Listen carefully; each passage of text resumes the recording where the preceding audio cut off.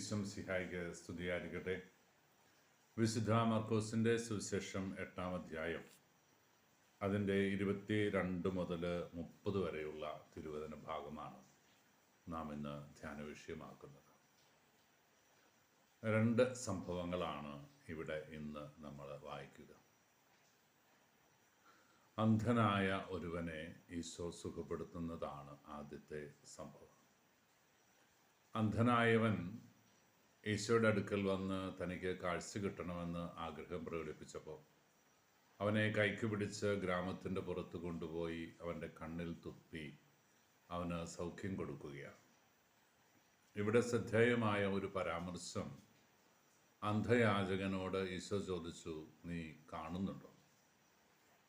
അതിനവൻ പറഞ്ഞ മറുപടി, കർത്താവേ, ഞാൻ കാണുന്നുണ്ട്, മനുഷ്യരെ കാണുന്നുണ്ട്, പക്ഷെ അവർ മരങ്ങളെ പോലെ ഇരിക്കുന്നു.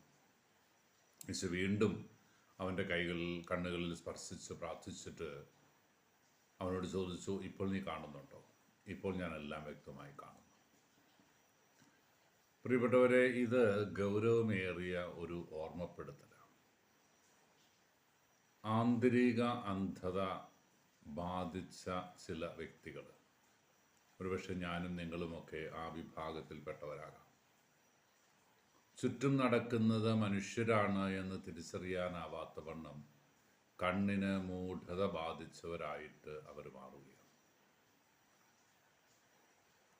മറ്റുള്ളവരെ കാണുമ്പോൾ, അവൻ്റെ ജീവിത ക്ലേശങ്ങളും നൊമ്പരങ്ങളും കാണുമ്പോൾ അതിനെ അർഹിക്കുന്ന ഗൗരവത്തോടെ തിരിച്ചറിയാൻ സാധിക്കാതെ പോകുമ്പോൾ നാം ഓരോരുത്തരും ആത്മീയ അന്ധത ബാധിച്ചവരുടെ ലിസ്റ്റിൽ പെടും എന്നതാണ് വചനം ഓർമ്മിപ്പിക്കുക.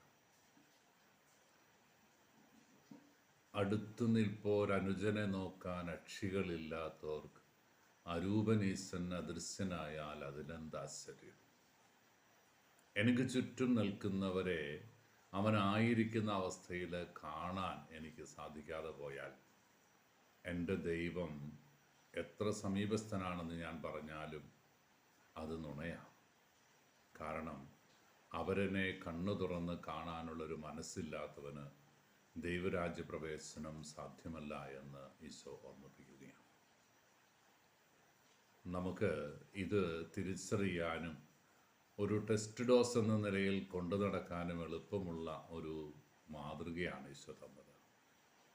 എപ്പോഴെങ്കിലുമൊക്കെ എൻ്റെ അവരൻ എൻ്റെ ശത്രുവായി മാറുമ്പോൾ, എൻ്റെ അയൽവാസി എനിക്ക് വിരോധമുള്ളവനായി മാറുമ്പോൾ, എൻ്റെ പണത്തിൻ്റെയും അഹങ്കാരത്തിൻ്റെയും ഹുങ്ക് എന്നെ വല്ലാണ്ട് പിടിപെട്ട് കഴിയുമ്പോൾ അയൽവാസിയെ അവരായിരിക്കുന്ന അവസ്ഥയിൽ കാണാൻ സാധിക്കാതെ പോകുന്നവരായി നമ്മൾ മാറുന്നു.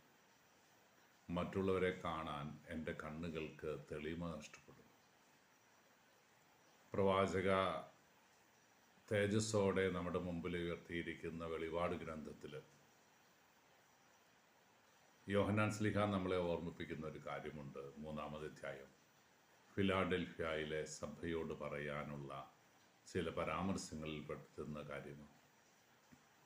കർത്താവേ, എനിക്ക് അവരൻ്റെ ദുഃഖവും നൊമ്പരവും കാണാൻ, അവരനെ നോക്കിക്കാണാൻ എനിക്ക് നിൻ്റെ അഞ്ജനം തരണം, കൺമഷി തരണം.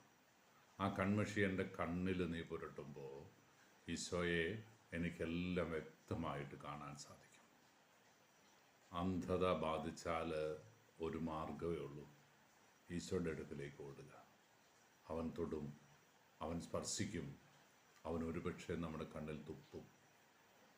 അത് അപമാനമായിട്ടോ നിന്ദനമായിട്ടോ കരുതുന്നുണ്ടെങ്കിൽ അതും ഉൾക്കൊള്ളാനുള്ള മനസ്സ് നമുക്കുണ്ടാകണം.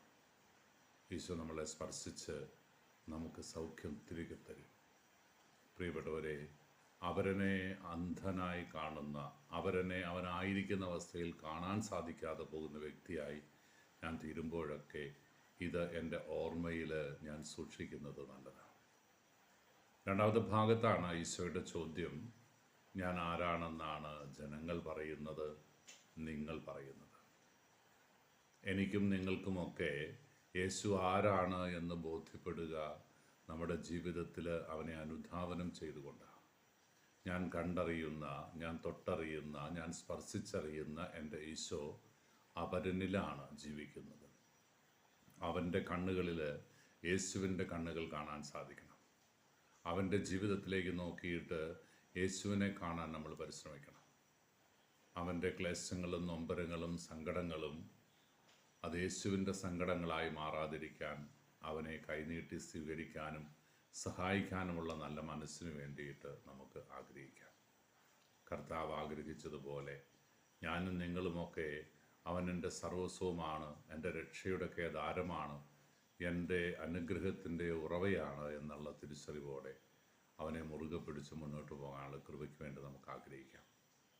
നമ്മുടെ കർത്താവ് മിശിഹായുടെ കൃപയും പിതാവായ ദൈവത്തിൻ്റെ സ്നേഹവും പരിശുദ്ധാരൂപിയുടെ സഹവാസവും നാം എല്ലാവരും കൂടി ഉണ്ടായിരിക്കട്ടെ, ഇപ്പോഴും എപ്പോഴും എന്നേക്കും. ആമേൻ.